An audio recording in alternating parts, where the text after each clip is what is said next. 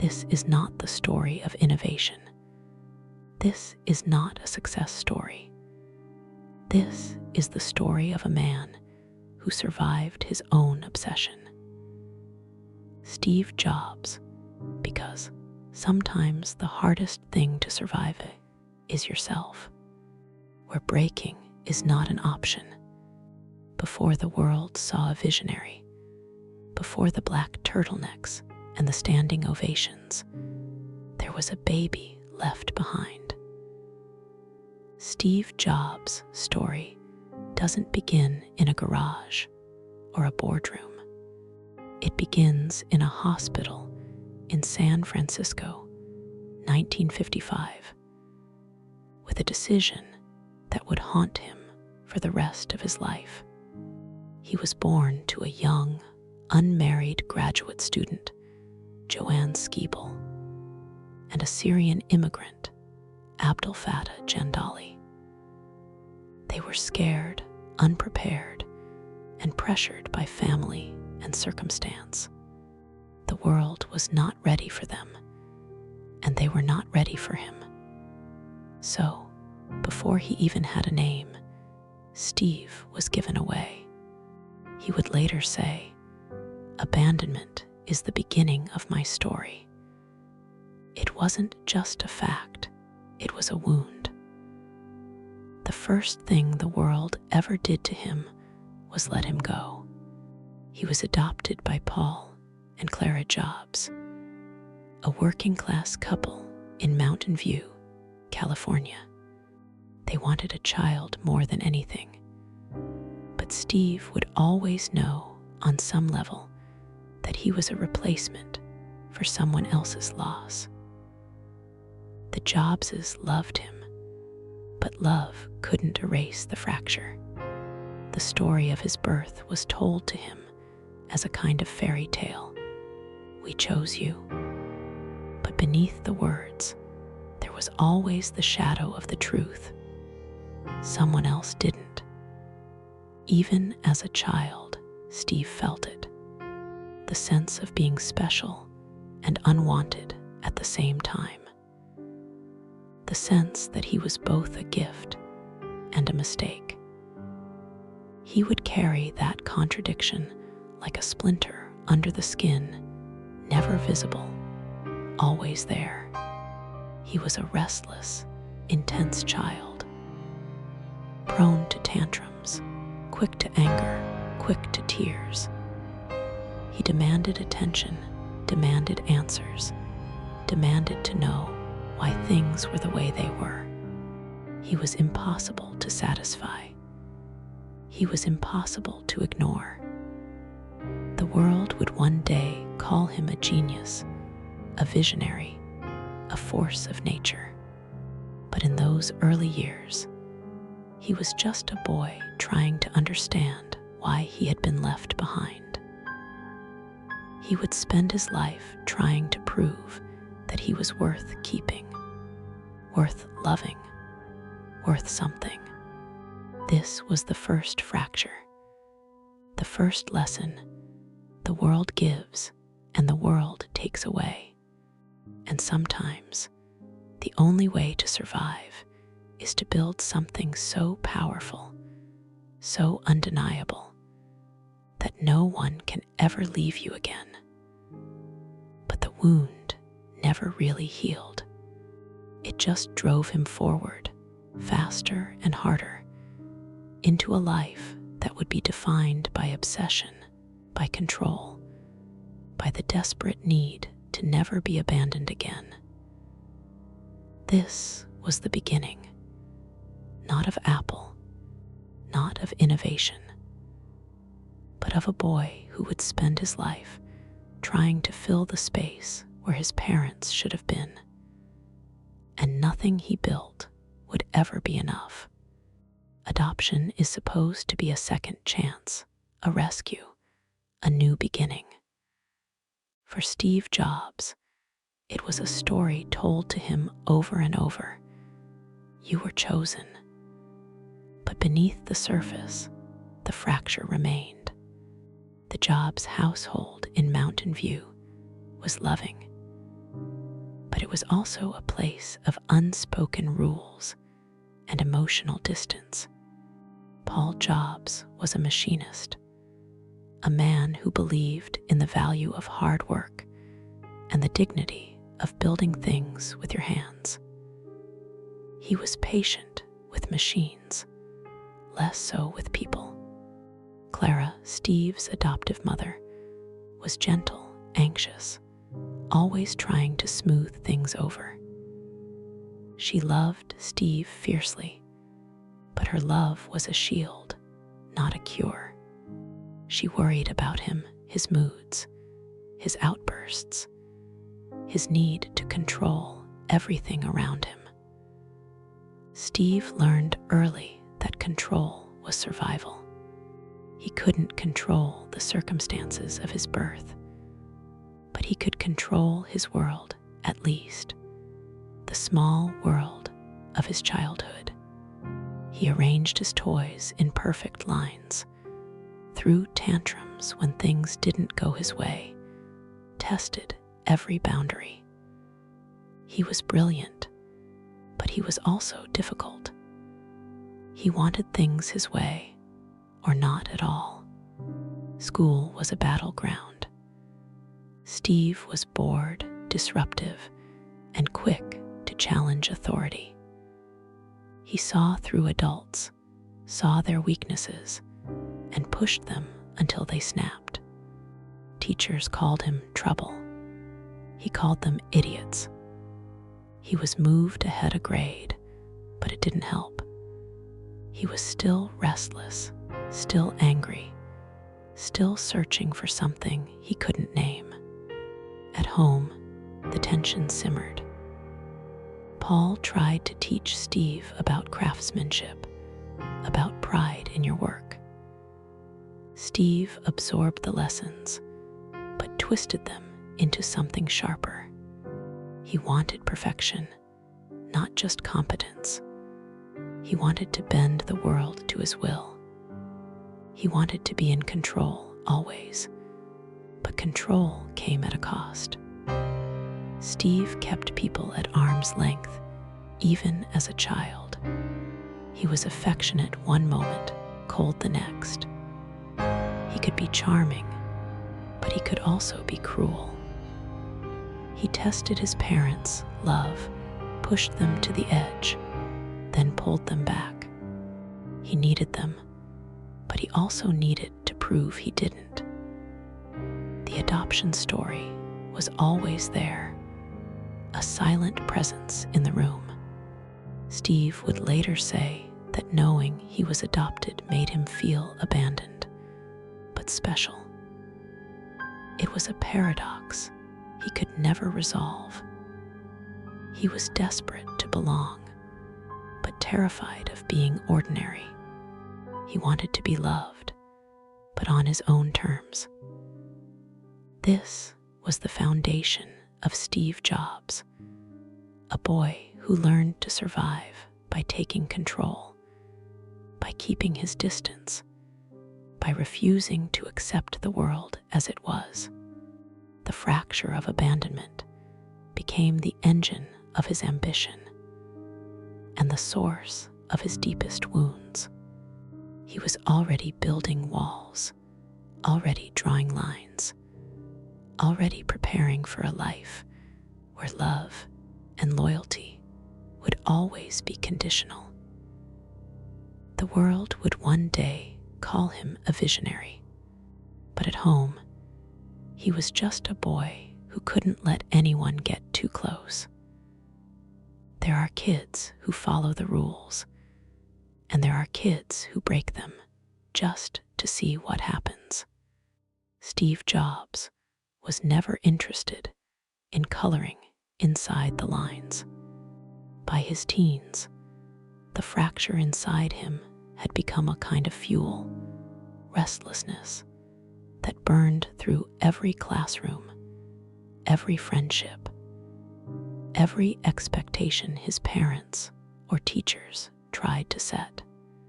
He grew his hair long, wore jeans and turtlenecks, and started hanging out with the misfits and the outcasts. He was drawn to people who didn't fit, who didn't care about fitting. He read voraciously Eastern philosophy, science fiction, poetry, anything that hinted at a world beyond the one he'd been handed.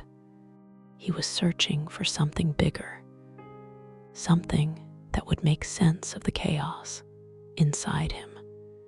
The suburbs of Silicon Valley in the early 1970s were a strange place, buttoned down on the surface, but humming with the first sparks of counterculture and technological revolution.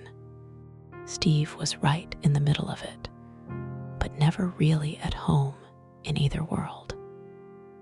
He was too smart for the stoners, too weird for the nerds, too intense for the jocks.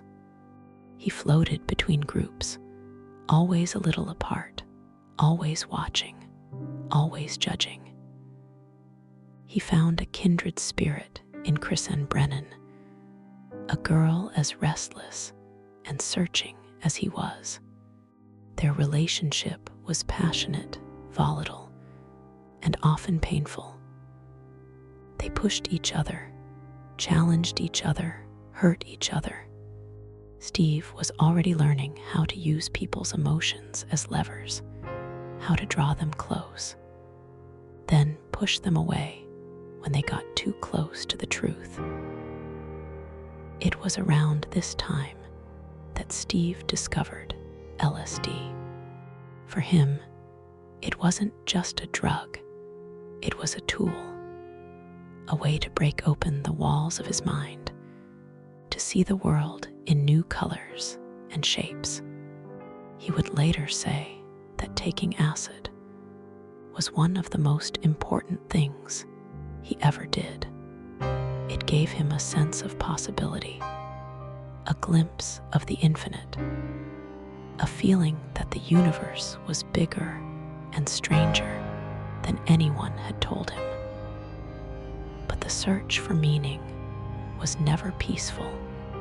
Steve's intensity made him hard to be around.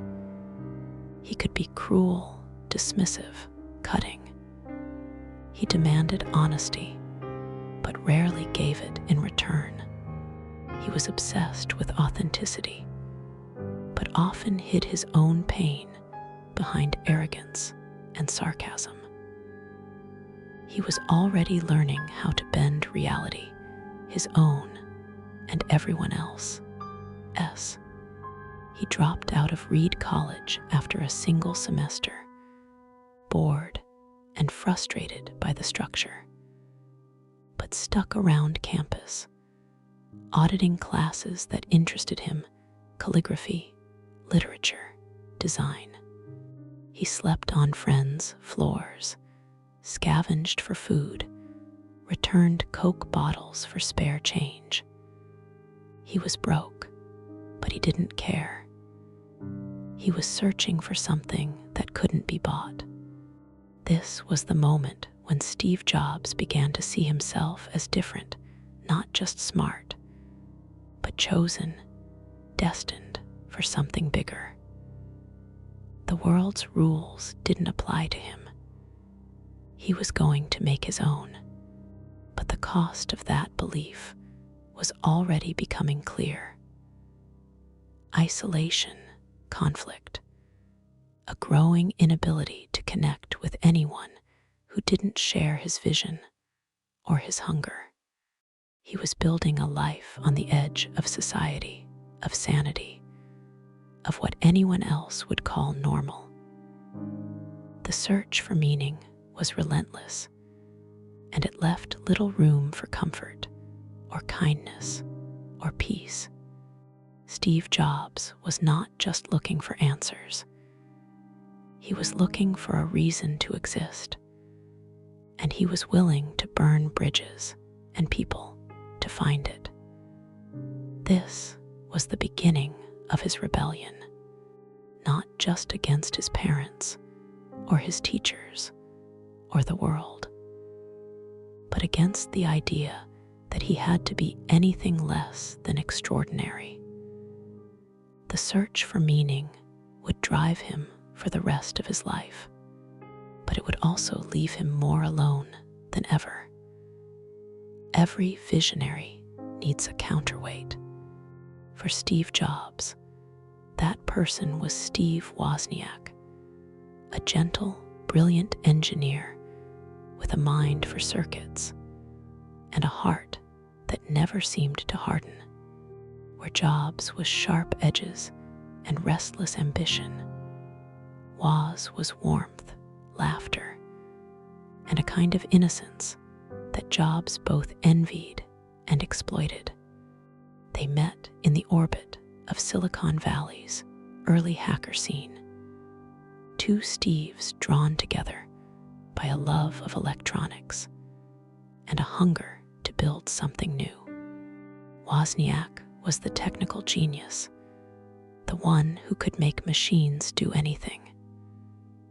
Jobs was the provocateur, the one who saw not just what a computer could do, but what it could mean.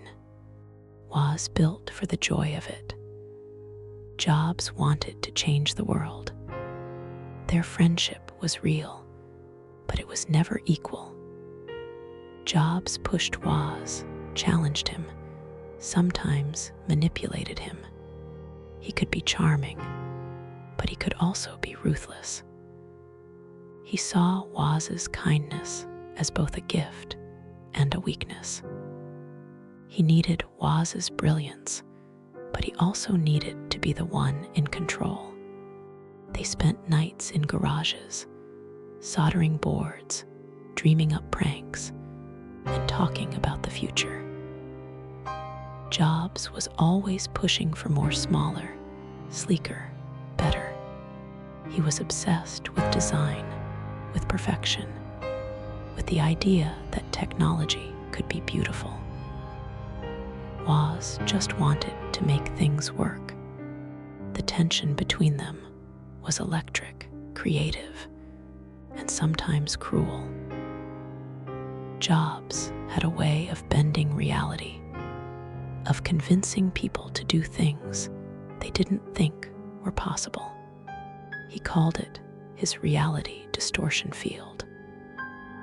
Woz was often caught in it, agreeing to impossible deadlines, giving away more than he should, letting Jobs take the lead even when it hurt. Jobs could be dismissive, even mean, but Woz forgave him again and again. He saw the pain behind the arrogance, the loneliness behind the drive, but the imbalance was always there. Jobs took credit for ideas that weren't his.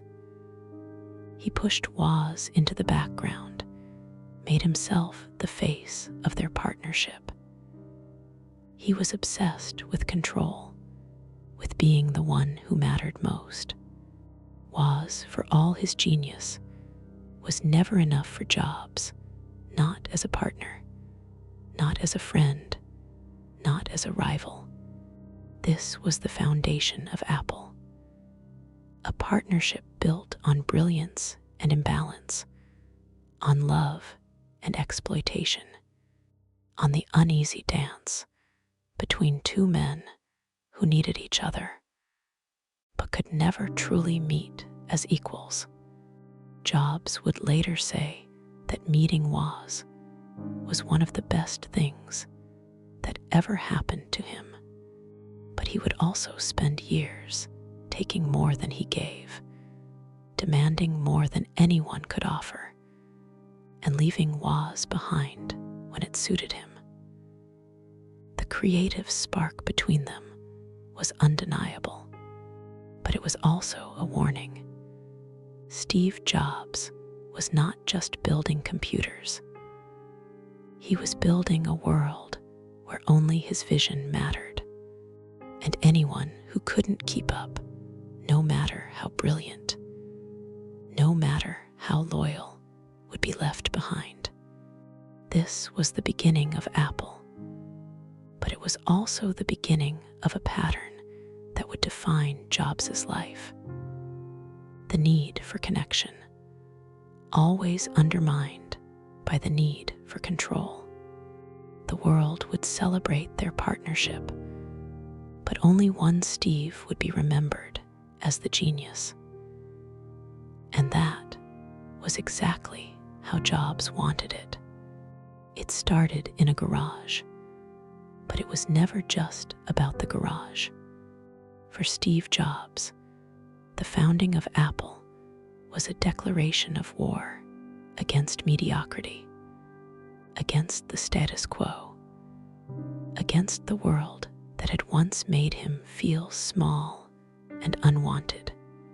He was 21, barefoot, intense, and already impossible to work with.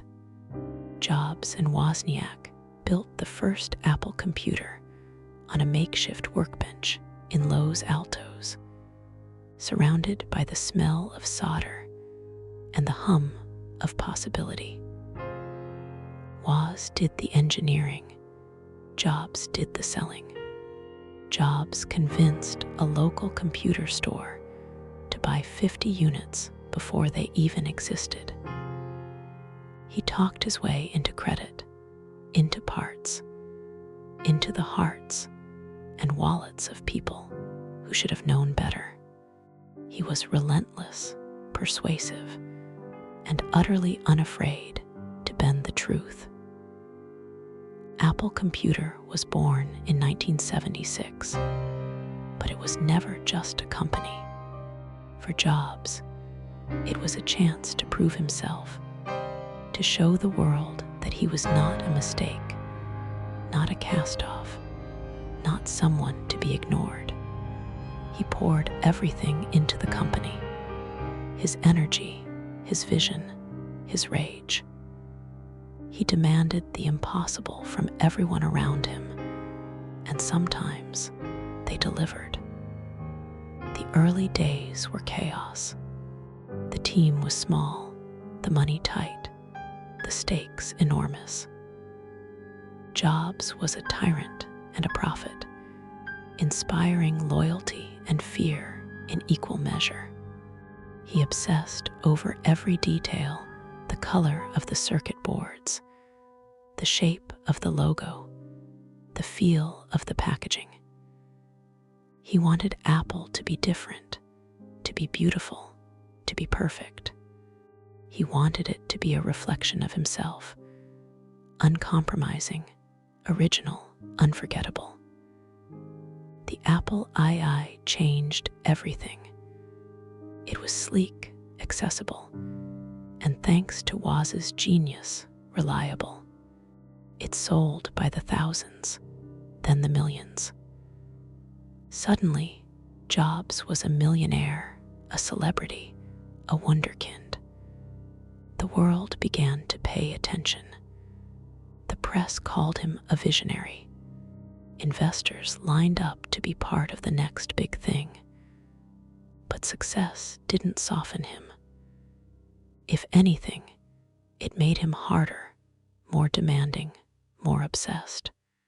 He pushed his team to the breaking point, fired people without warning, berated anyone who didn't share his vision.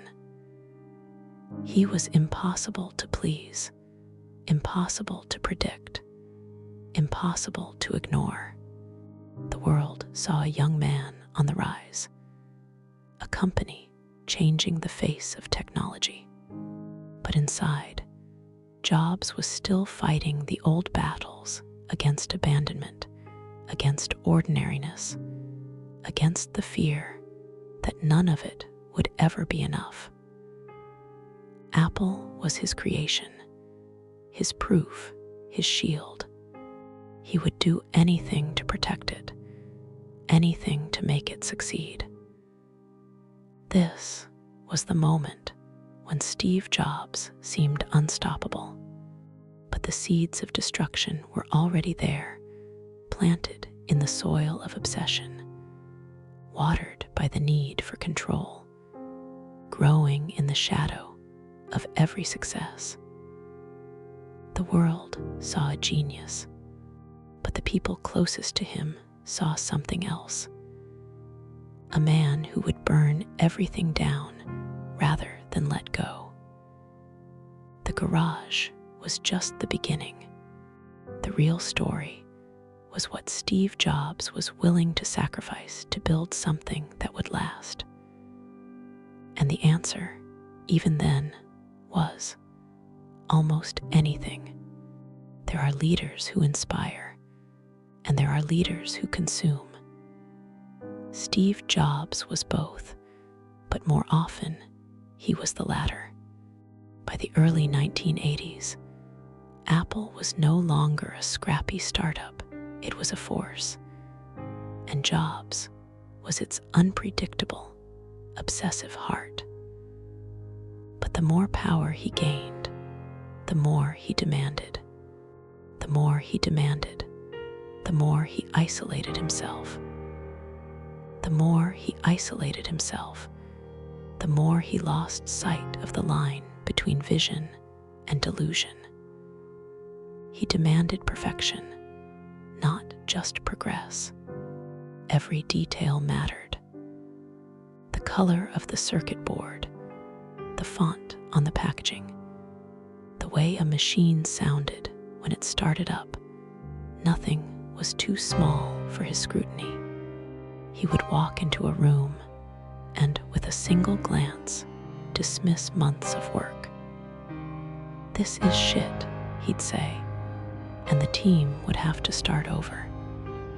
He was impossible to please, and he wanted it that way.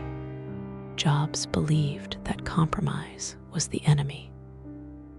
He wanted products that were not just good, but beautiful machines that felt inevitable, as if they had always been meant to exist. He pushed his engineers to the edge, then over it. He screamed, he insulted, he humiliated.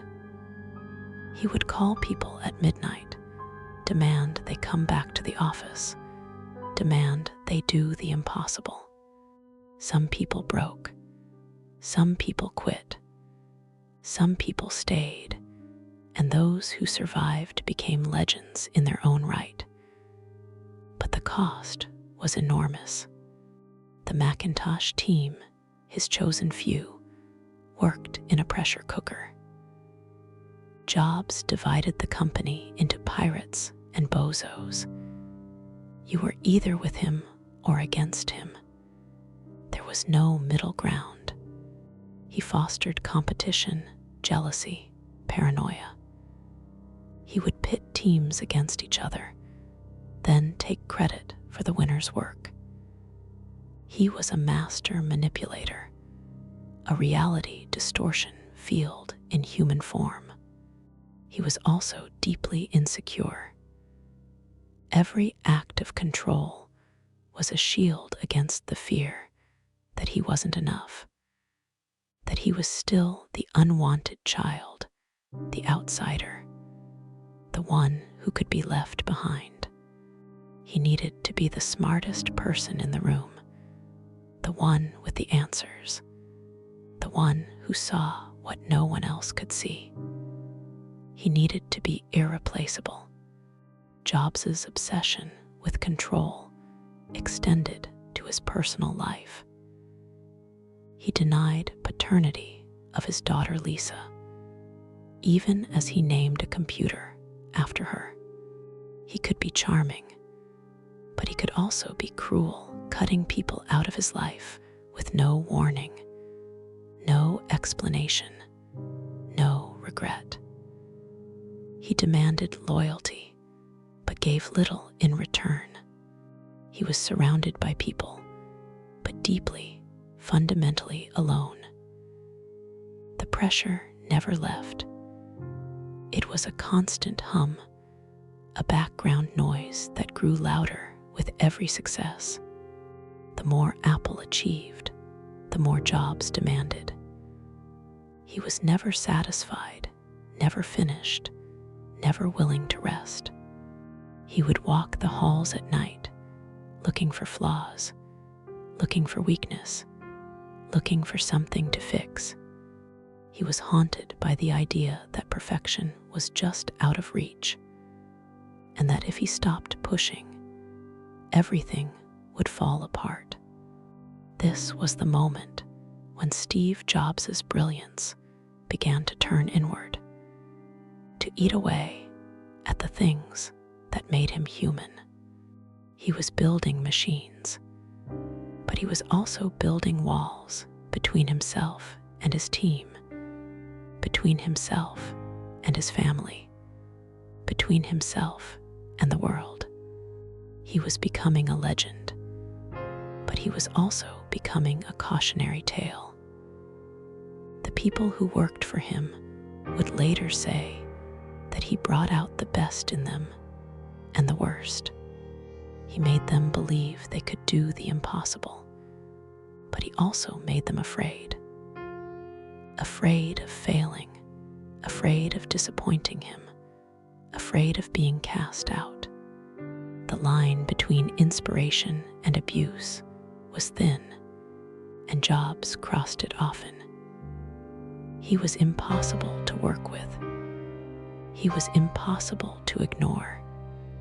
He was impossible to satisfy.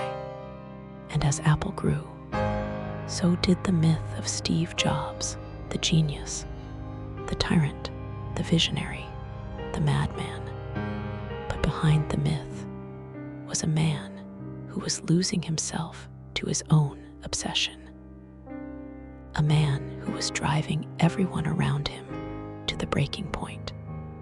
A man who was about to discover that even legends can be destroyed by the very thing that makes them great. This was the era of impossible standards. The era when Steve Jobs demanded everything and began to lose control of everything he had built. The world saw a company on the rise, but inside Apple, the pressure was unbearable. The cracks were starting to show, and the man at the center was beginning to unravel. He would not stop. He could not stop. And soon, the cost of his obsession would become impossible to ignore. He was the face of Apple, and he knew it. Steve Jobs walked into every room as if he owned it, because, in his mind, he did. He wore his arrogance like armor, a shield against the world, and more importantly, against his own doubts. The press loved him and hated him in equal measure. He gave interviews that were part performance, part provocation.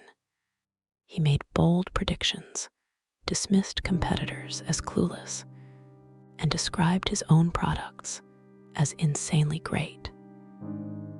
He was young, rich, and famous, and he made sure everyone knew it.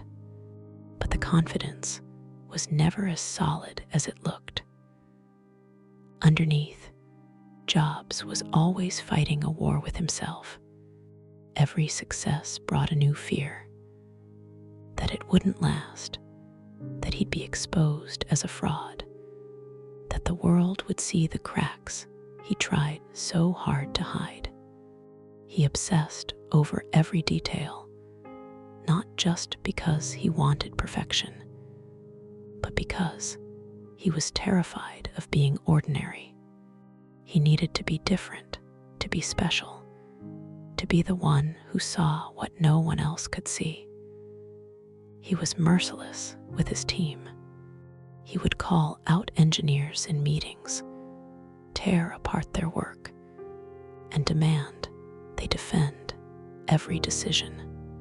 He wanted them to feel the pressure he felt, to live with the same urgency, the same fear of failure.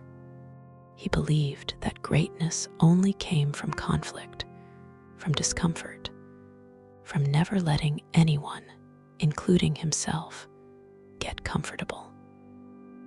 But the more he pushed, the more isolated he became. People started to avoid him, to hide their work until it was perfect, to lie about progress just to avoid his wrath. The Macintosh team, once a band of pirates, began to fracture under the weight of his expectations. Some left, burned out and bitter. Others stayed, driven by the same obsession that drove Jobs, but at a cost. He was impossible to please. He would change his mind without warning, demand new features at the last minute, and then blame others when things went wrong. He could be charming, even inspiring, but the charm was always a tool, a way to get what he wanted, to bend people to his will. When it didn't work, he turned cold, cutting, dismissive. He was surrounded by people, but he trusted almost no one. The public saw the arrogance, the bravado, the showman. They didn't see the sleepless nights, the self-doubt, the fear that he was still the unwanted child, still the outsider, still the one who could be left behind. He tried to fill the emptiness with work, with success, with control. But the emptiness never really went away. He started to make enemies inside Apple. The board grew wary of his unpredictability, his refusal to listen, his tendency to make everything personal. Investors worried about his volatility, his willingness to risk everything on a single idea. Even Wozniak, his oldest friend, began to pull away, tired of the drama, the ego, the endless need for validation. Jobs saw the danger, but he couldn't stop. He was addicted to the rush of creation, the thrill of being right, the power of making the world bend to his vision. He believed he was indispensable, that Apple needed him more than he needed Apple. He was wrong. This was the moment when the cracks began to widen. The arrogance that had fueled his rise was now turning people against him. The insecurity that had always haunted him was now driving him to push harder, demand more, trust less. He was still the face of Apple, but the company was starting to look for a way to survive without him. He didn't see it coming. He couldn't imagine a world where he wasn't in control. But the world was about to show him just how wrong he could be. And when it did, the fall would be public, brutal, and almost impossible to survive. This was the moment Steve Jobs lost everything he built. The Macintosh was supposed to be his masterpiece. It was the product of years of obsession, of impossible standards, of a team pushed to the edge and beyond. Jobs had poured himself into every detail, the design, the software, the marketing, the launch. He wanted it to be perfect, to be revolutionary, to be the machine that changed everything. He wanted it to be a reflection of himself, beautiful, uncompromising, unforgettable. The launch was pure theater. Jobs stood on stage in his bow tie and jeans, the lights hot, the crowd restless. He unveiled the Macintosh with a flourish, letting the computer introduce itself in a synthesized voice. The audience erupted.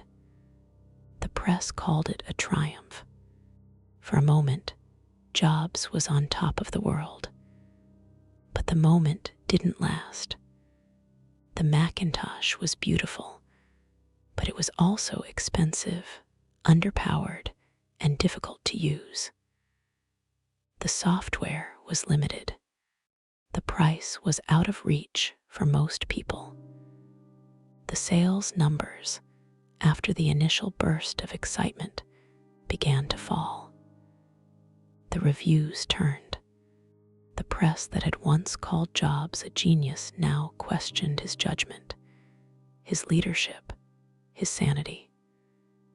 Inside Apple, the backlash was even worse. The Macintosh team was exhausted, burned out, and angry.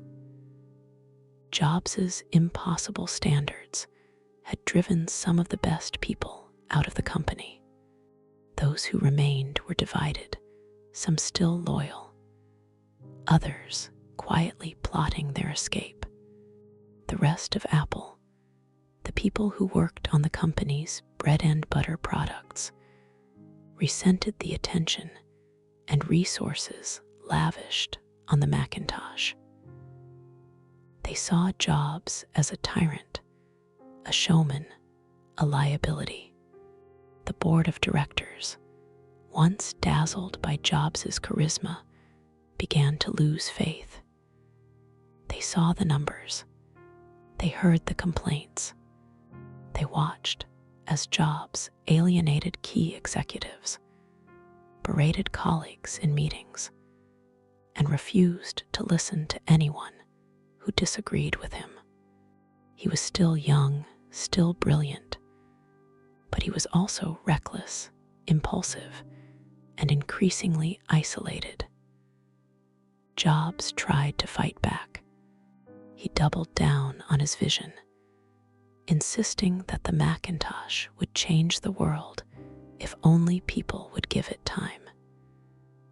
He pushed for more features, more marketing, more money. He refused to admit mistakes, refused to compromise, refused to see the writing on the wall. He was convinced that he was right, that everyone else was wrong, that the world would catch up to his vision if he just pushed hard enough. But the world didn't catch up. The sales kept falling. The pressure kept mounting. The board grew more anxious, more critical, more willing to consider the unthinkable, a future without Steve Jobs. The internal politics at Apple became a war zone. Jobs made enemies everywhere.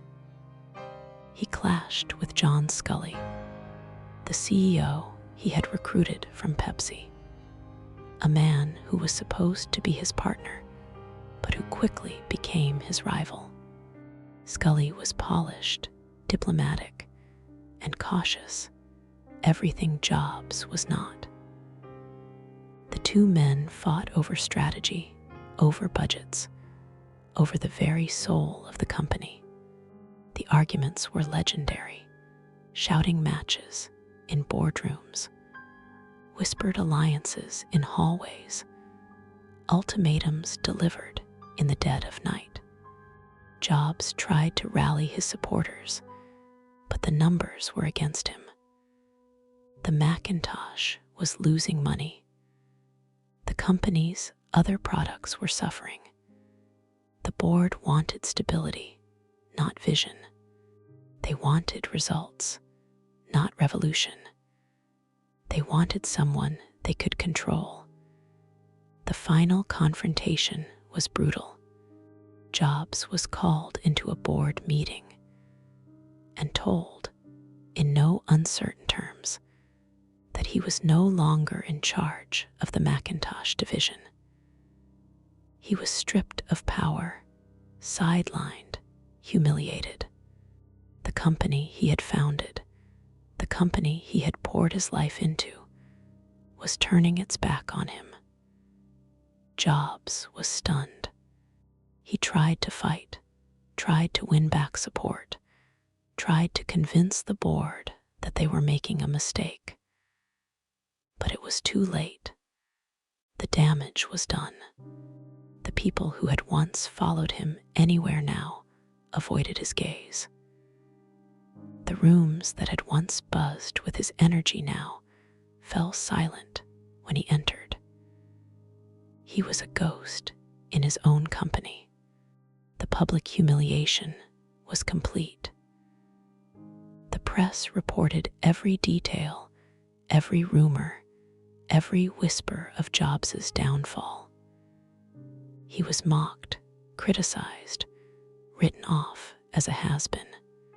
The man who had once been the face of Apple was now its biggest problem. This was the moment where everything could have ended. Jobs was 30 years old, rich, famous, and utterly alone. He had built something extraordinary, and then watched as it slipped through his fingers. He had demanded everything from everyone around him, and now he had nothing left to give. The failure of the Macintosh was not just a business setback. It was a personal catastrophe. Jobs had tied his identity to the product, to the company, to the idea that he was destined for greatness. When the world rejected the Macintosh, it felt like the world was rejecting him. The old wounds, abandonment, insecurity, the fear of being unwanted came roaring back. He retreated into himself, lashing out at those who tried to help, pushing away the few friends he had left. He wandered the halls of Apple like a ghost, unable to let go, unable to move on. He was obsessed with what had gone wrong, replaying every decision, every argument, every moment when he could have chosen differently. But the truth was simple. Steve Jobs had lost control. He had built a company in his own image, and then watched as it turned against him.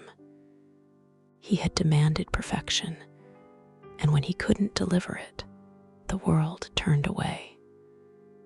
The backlash was total. The humiliation was public. The pain was private, but it was real. Jobs was left with nothing but his own obsession, his own need to prove himself, his own desperate hope that he could find a way back. This was the moment Steve Jobs lost everything he built, and it was only the beginning of his exile. This was the moment Steve Jobs became a stranger to his own creation. The company he had built, the company that bore his fingerprints on every circuit and every pixel, no longer wanted him. The boardroom coup was swift, cold, and final. He was 30 years old, and he was out. The news hit him like a physical blow. One day, he was the visionary founder, the face of Apple, the man who had made the world believe in personal computers. The next, he was an outsider, stripped of power, his badge deactivated, his office emptied. The humiliation was public, the headlines merciless. Apple ousts its genius. Steve Jobs, fired from his own company. The press that once celebrated him now circled like vultures, picking apart his arrogance, his failures, his flaws. Inside, Jobs was unraveling. He wandered the empty halls of Apple, a ghost haunting the place he had once ruled. He tried to hold on, to find a way back in, but the doors were closed. The people he had inspired, bullied, and driven to greatness now avoided his gaze. The board, once dazzled by his vision, now saw him as a liability. He was forced to watch as others took over his projects, made decisions without him, erased his influence one meeting at a time. He went home to an empty house, the silence deafening. He had money, but it meant nothing. He had fame, but it felt like a curse. He had no company, no purpose, no idea what to do next. The old wounds, abandonment, rejection, the fear of being unwanted came back with a vengeance. He was no longer the boy who had been given away at birth. He was a man who had been cast out by his own creation.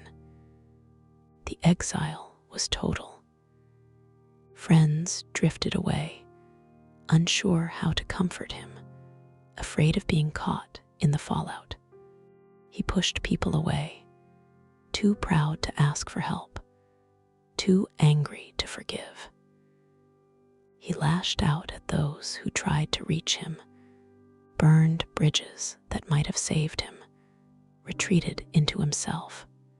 He was alone, and he made sure everyone knew it. He tried to fill the void with new projects, new ideas, but nothing stuck. He traveled, searching for meaning, for distraction, for anything that would dull the pain. He spent hours in meditation, in therapy, in silence. He obsessed over what had gone wrong, replaying every argument, every decision, every moment when he could have chosen differently.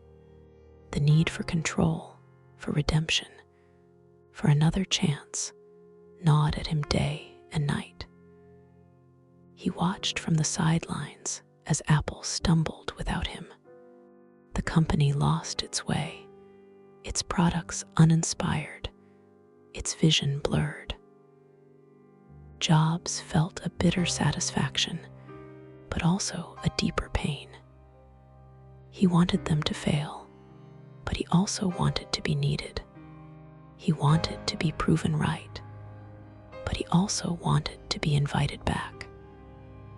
The contradiction tore at him, made him restless, made him desperate. He poured himself into NeXT, his new company, determined to prove that he was still a visionary, still indispensable. But the wounds of exile ran deep. He was harder now, more guarded, more ruthless. He demanded even more from those around him, trusted even less, forgave almost nothing. The lessons of Apple had not softened him. They had made him sharper, colder, more obsessed. The exile was not just professional, it was personal. Jobs struggled with relationships, with trust, with the simple act of letting people in. He was haunted by the fear that he would always be left behind, always be unwanted, always be the outsider. He tried to build a new life, but the old pain was never far away. This was the moment where everything could have ended. The world saw a fallen genius, a cautionary tale, a man undone by his own ambition. But inside, Jobs was still fighting, still searching, still refusing to accept that this was the end. Exile did not destroy him. It remade him. It stripped away the myth, the arrogance, the certainty. It forced him to confront the cost of his obsession, the limits of his control, the reality of his own humanity. It was the hardest lesson of his life, and the one that would shape everything that came after. Steve Jobs didn't just lose Apple. He he lost himself, and in the darkness of exile, he began the long, painful work of survival. Not as a legend, not as a leader, but as a man who had to learn, for the first time, how to live with failure. Exile didn't humble Steve Jobs. It hardened him. He was determined to prove that Apple's rejection was a mistake, that he was still the visionary, still the one who could see what others couldn't. So he started over, pouring his fortune, his rage, and his impossible standards into a new company. NeXT. NeXT was supposed to be the future. Jobs wanted to build the perfect computer, a machine so advanced it would make everything else obsolete. He hired the best engineers, the best designers, the best minds he could find. He demanded the impossible, just as he had at Apple. The offices were sleek. The logo was elegant. The hardware was a work of art. Every detail mattered, from the magnesium case to the custom screws. Jobs obsessed over the shade of black, the sound the machine made when it started up, the way the box felt in your hands. But the world didn't care about perfection. NeXT computers were beautiful, but they were also expensive, impractical, and late. The market was moving on faster, cheaper, less precious. Jobs refused to compromise. He wanted to change the world, not just sell machines. He wanted to prove that he was right, even if it meant losing everything. The team at NeXT worked under the same pressure cooker Jobs had created at Apple. The hours were brutal, the expectations higher than ever. Jobs was even more demanding, even less forgiving. He pushed people to their limits, then beyond. Some broke, some left, some stayed, driven by the same obsession that drove him, but at a cost. The product launches were theatrical, but the sales were disappointing. Universities and research labs admired the machines, but few could afford them. The business bled money. Investors grew restless. Jobs spun the story, insisting that NeXT was about the long game, about building the foundation for the future. He was convincing, but the numbers didn't lie. Behind the scenes, Jobs was unraveling. The failure of NeXT was a wound he refused to acknowledge. He masked it with vision, with bravado, with the same reality distortion field that had once made Apple great. He told himself, and anyone who would listen, that NeXT was a success, that the world just wasn't ready. But the truth was harder. He was losing again, and this time there was no one else to blame. He poured more money into the company, more energy, more of himself. He micromanaged every decision, alienated partners, fired people without warning.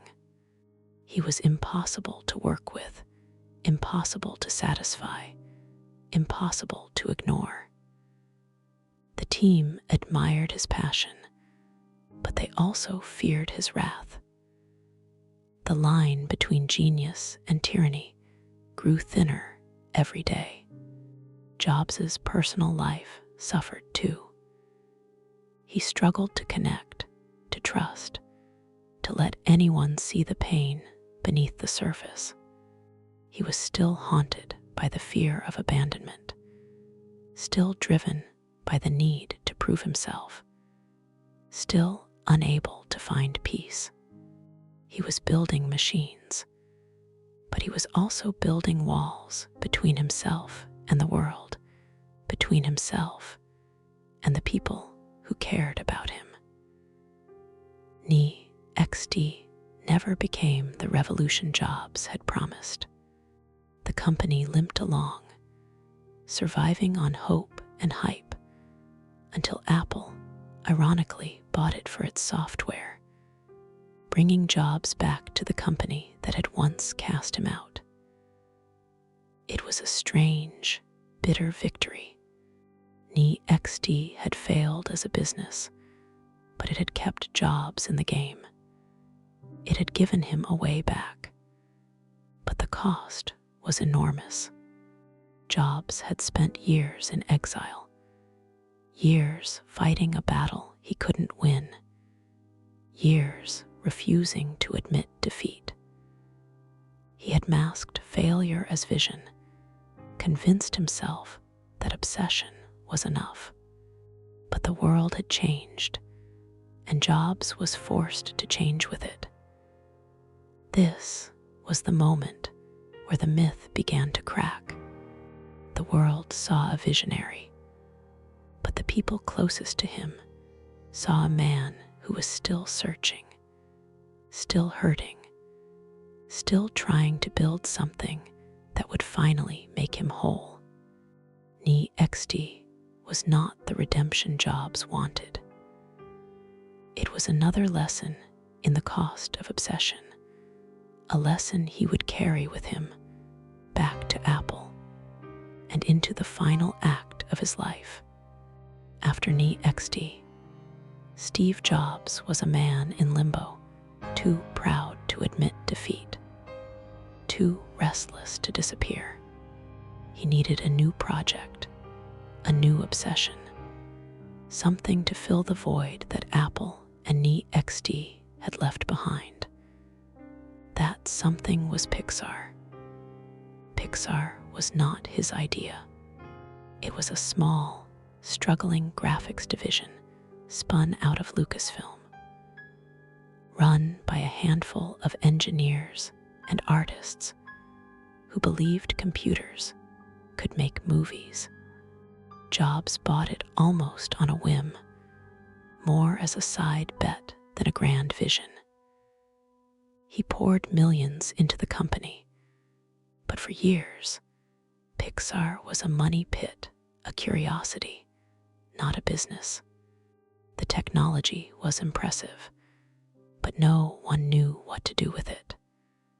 The hardware didn't sell. The software was niche. The dream of computer animation seemed like science fiction. Jobs was not the creative force at Pixar. He was the owner, the checkbook, the outsider. He didn't understand the artists, and they didn't trust him. He tried to impose his will, to push for products, to demand results. But Pixar was different.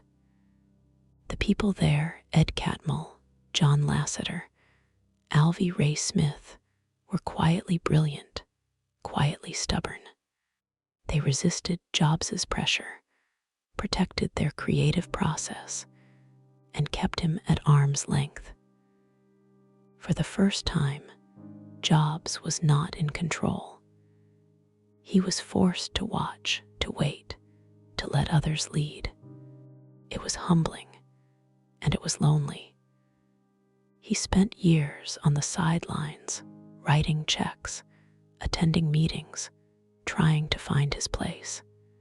He was still the same man, demanding, impatient, obsessed with quality. But at Pixar, he was not the center of the universe. He was just another outsider, hoping for a breakthrough. The breakthrough came slowly, then all at once. Pixar's team, after years of struggle, pitched an idea for a full-length animated film, Toy Story. Jobs didn't get it at first, but he trusted the team. He let them work, let them fight, let them fail, and try again. The process was brutal, deadlines missed, budgets blown, creative crises at every turn. But the team persevered, and Jobs, for once, learned to step back. When Toy Story finally premiered in 1995, it was a revelation. The first fully computer-animated feature film, a story with heart, humor, and soul. The world took notice. Pixar was suddenly a household name. Jobs, who had spent years as a pariah in Silicon Valley, was back in the spotlight. The IPO made him a billionaire again. But the validation was different this time. It was quieter, less triumphant, more complicated. Jobs knew that Pixar's success was not his alone. He had provided the money, the stubbornness, the refusal to quit. But the magic belonged to the artists, the engineers, the storytellers who had built something new. Jobs was proud, but he was also humbled. He had survived exile, survived failure, survived himself, but he had not done it alone.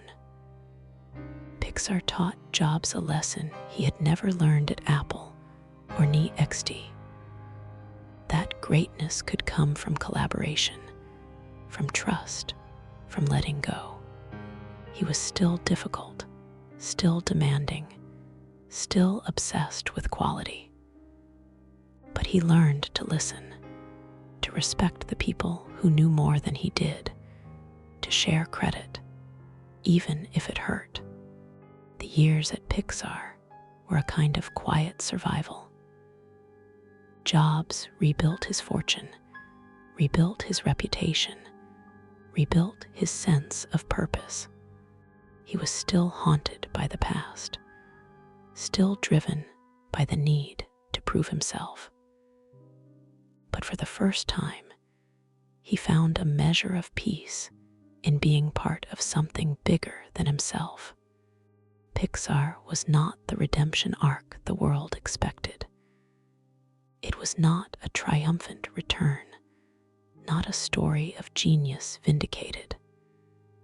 It was a story of patience, of humility, of learning to survive in the shadows.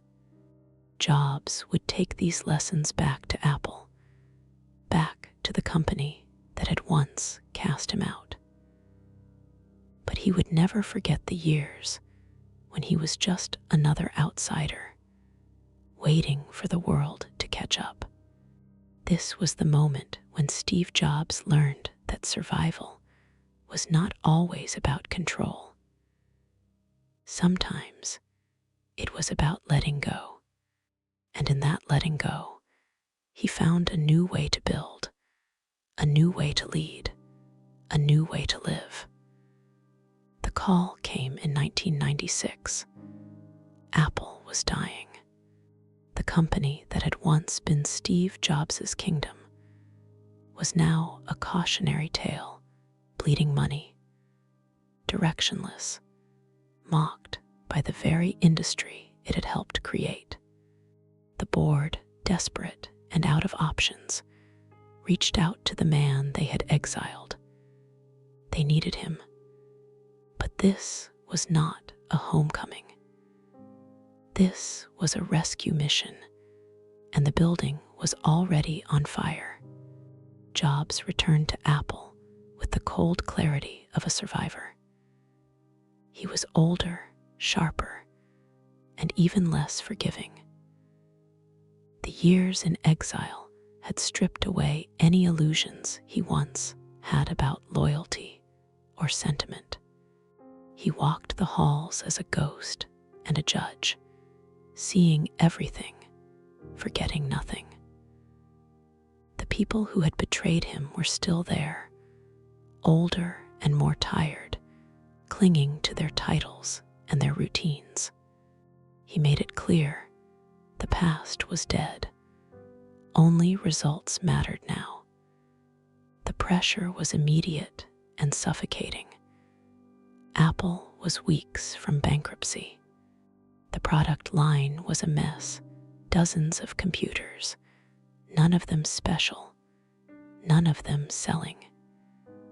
The culture was broken, the staff demoralized, the vision lost. Jobs moved quickly, ruthlessly. He cut projects, fired executives, slashed the product line to the bone. He demanded focus, demanded urgency, demanded that everyone around him care as much as he did, or leave. He was not there to make friends. He was there to save the company, and he knew that meant making enemies. He was impossible to please, impossible to predict, impossible to ignore. He walked into meetings and tore apart presentations, called out incompetence, demanded answers no one had. He was relentless, and the staff was terrified. Some quit, some were fired, some stayed, drawn by the same impossible standards that had once driven them away. Jobs's return was not a victory lap. It was a reckoning. He brought with him the lessons of exile, the knowledge that nothing was guaranteed, that survival was never a given, that the world would not wait for you to get it right. He demanded that Apple become a company with a soul again, but he was willing to burn it down to find it. He made deals that shocked the industry, partnering with Microsoft, the old enemy, just to keep Apple alive.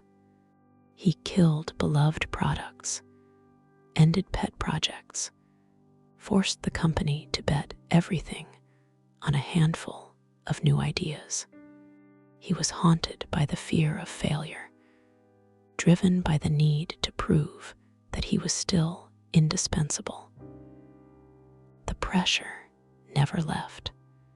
It was a constant hum, a reminder that the world was watching, waiting for him to fail again. There was no forgiveness in Jobs's return. No apologies, no reunions, no nostalgia.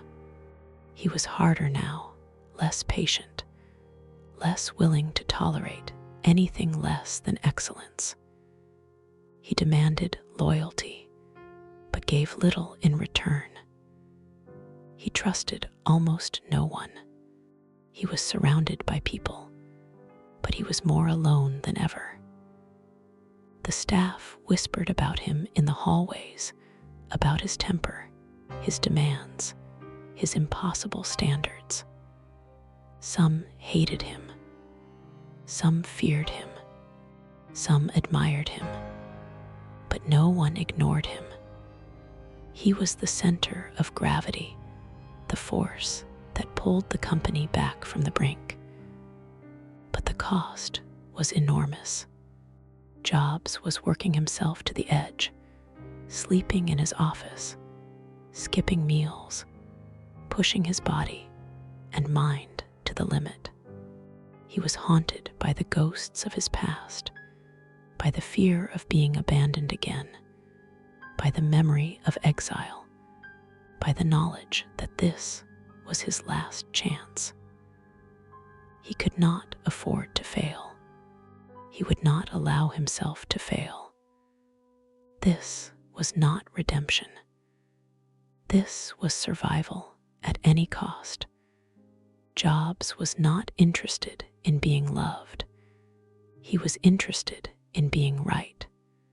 And as Apple began to turn around slowly, painfully, against all odds, He knew that the pressure would never leave, that the forgiveness he craved would never come, that the only way forward was through. This was the moment when Steve Jobs returned to Apple, not as a prodigal son, but as a man who had learned that survival was never about forgiveness. It was about focus, about sacrifice, about the willingness to do whatever it took, no matter the cost. And the cost, as always, was everything. The world saw a comeback. Inside Apple, it felt more like a purge. Steve Jobs didn't return to reclaim his old throne. He returned to burn down everything that had made Apple weak, unfocused, and ordinary. He was relentless, and he made sure everyone knew it. He started with the product line. Dozens of computers, printers, and accessories gone. He drew a simple grid on a whiteboard: consumer and pro, desktop and portable. 4 products. That was it. Everything else was dead weight. The message was clear. Apple would do a few things, and do them better than anyone else. There was no room for nostalgia, no patience for compromise. Jobs demanded a new kind of discipline. Meetings were brutal. He would interrupt, insult, and dismiss ideas in seconds. He wanted the best people, and he wanted them all in one place. He lured back old talent, hired new blood, and made it clear that anyone who couldn't keep up would be left behind. The survivors were those who could handle the pressure, who could take the criticism, who could match his obsession. He obsessed over design. He walked the halls with Joni Ive, Apple's quiet, brilliant designer, and pushed him to think differently. They talked about materials, about color, about the feeling of opening a box. Jobs wanted every detail to matter, every product to feel inevitable. He was ruthless about quality, about simplicity, about making things that were not just good, but beautiful. The iMac was the first test. It was bold, colorful, unapologetically different. Jobs insisted on a handle. Computers should be friendly, approachable. He killed the floppy drive, forced the world to move forward. The launch was a spectacle, and the world took notice. Apple was back, but it was a different company now, leaner, meaner, more focused, more dangerous. Jobs' leadership was a double-edged sword. He inspired loyalty and fear in equal measure. He could be generous, even tender, but only when it served the mission. He demanded total commitment, total honesty, total belief in the vision. He was impossible to work with, but impossible to ignore. The people who stayed became legends. The people who left became stories. He was still haunted by the past, the fear of failure, the memory of exile, the knowledge that everything could be taken away in an instant. He worked harder than ever, slept less, trusted almost no one. He was surrounded by people, but he was more alone than ever. The pressure never left. The stakes were higher than ever, but the results were undeniable. Apple's stock soared. The company was profitable again. The world began to believe in Apple, and in Jobs all over again. The myth of the comeback was born, but inside, Jobs knew the truth. This was not redemption. This was survival, bought with sacrifice, with pain, with the willingness to do whatever it took. He was building something that would outlast him, but he was also burning himself out. The cost was enormous, relationships strained, health ignored, joy sacrificed for the sake of the mission. He was winning, but he was also losing himself, piece by piece. This was the era of ruthless focus. The era when Steve Jobs rebuilt Apple in his own image, brilliant, uncompromising, unforgettable. The world saw a genius at work. The people inside saw a man who would stop at nothing to make his vision real, no matter who or what he had to leave behind. And the pressure, as always, never left. Even legends are mortal. In 2003, Steve Jobs was diagnosed with a rare form of pancreatic cancer. The news came quietly, almost as an afterthought, a shadow on a scan. For a man who had spent his life bending reality, the diagnosis was an insult, a problem he believed he could outthink, outwork, outmaneuver. He told almost no one. He refused surgery at first, convinced he could heal himself with diet, with willpower, with the same stubbornness that had built Apple and rebuilt his life. He tried alternative therapies, fasted, meditated, sought out healers and spiritual guides. He kept working, kept pushing, kept pretending that nothing had changed. The people closest to him saw the weight loss, the fatigue, the moments when he seemed to drift away. But Jobs brushed off their concern. He was still the center of Apple, still the force behind every product, every decision, every launch. Denial became a second skin. He would not let cancer define him. He would not let it slow him down. He would not let anyone see him as weak.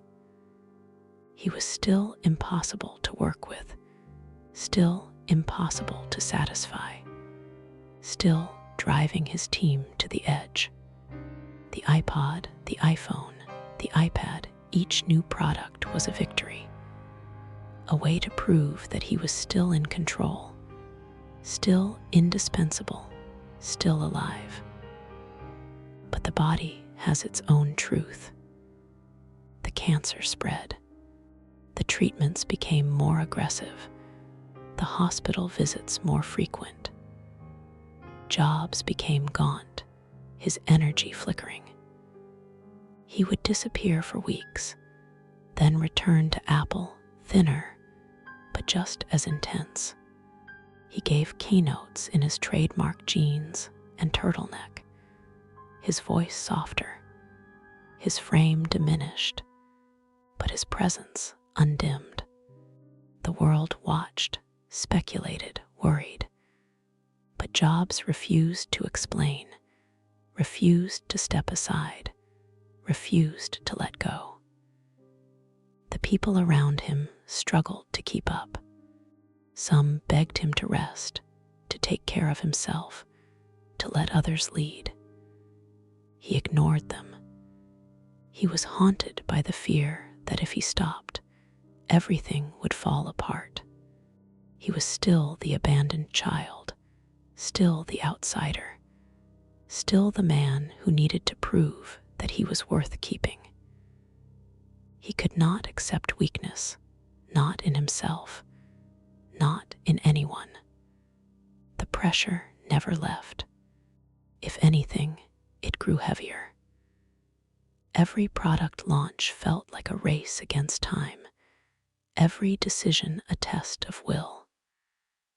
Jobs became more demanding, more impatient, more focused. He was building a legacy, but he was also running from the truth that even he could not escape the limits of flesh and blood. In private, the pain was immense. He struggled with regret, with the years lost to obsession, with the relationships strained by his need for control, with the moments he could never get back. He tried to make amends, to reconnect with his children, to find peace with the people he had pushed away. But the old habits were hard to break. He was still Steve Jobs, brilliant, difficult, driven to the end. The decline was slow, then sudden. The world watched as he grew thinner, weaker, more fragile. The myth of invincibility faded, replaced by the reality of mortality. Jobs stepped down as CEO, but he never really let go. He was still involved, still present, still fighting. This was the moment where everything he had built, Apple, his reputation, his myth, could not save him. The man who had survived exile, who had rebuilt himself from nothing, who had refused to be ordinary, was now facing the one thing he could not control. Cancer did not humble Steve Jobs. It revealed him his brilliance, his flaws, his humanity. He fought to the end, but the fight was never really about cancer. It was about the fear of being forgotten, the need to matter, the hope that something he built would outlast him. In the end, even legends are mortal. And for Steve Jobs, the final act was not about victory, but about learning too late what it means to let go. There is a cost to obsession that no product launch, no standing ovation, no billion-dollar valuation can ever repay. Steve Jobs built more than machines. He built a myth, a company, a culture. But he also built walls, burned bridges, and left scars on himself and everyone who tried to keep up. In the end, the world saw the legacy. Apple as a global force, the iPhone in every hand, the idea that design and technology could be poetry. Jobs's face was everywhere, on magazine covers, in documentaries, in the stories people told about genius and vision, and the power of one person to change everything. But the world didn't see the cost. He left behind a company that was both a monument to his vision and a warning about its price. Apple was ruthless, focused, uncompromising, just like him. The people who survived his leadership were changed, some for the better, some for the worse. Many left Apple with stories of trauma, of exhaustion, of brilliance demanded at the expense of everything else. Some never forgave him.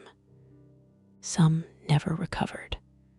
Jobs's family felt the cost most intimately. He tried, in his final years, to repair what he had broken, to be present, to listen, to love without conditions. But the habits of a lifetime are hard to break. His children saw both the legend and the man, the father who could be tender, but also distant, the husband who could be loving, but also lost in his own world. He wanted to be remembered, but he also wanted to be forgiven. He got one, but not always the other. Obsession gave Jobs everything he ever wanted: success, power, immortality in the world of technology.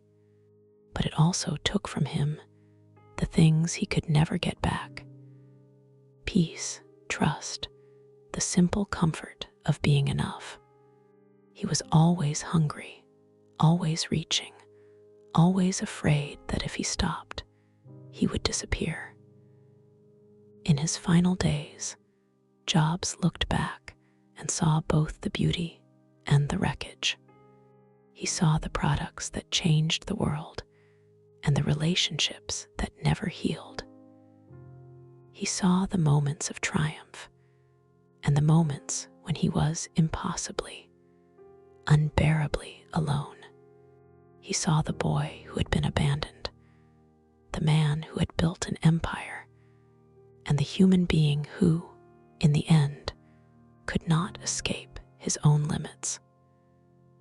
This was not a story of redemption. It was a story of survival, of a man who refused to be ordinary, who demanded everything, who paid the price for greatness with every breath. Steve Jobs didn't just build machines. He survived himself, and in doing so, he left behind a legacy that is as complicated, as brilliant, and as costly as the man himself.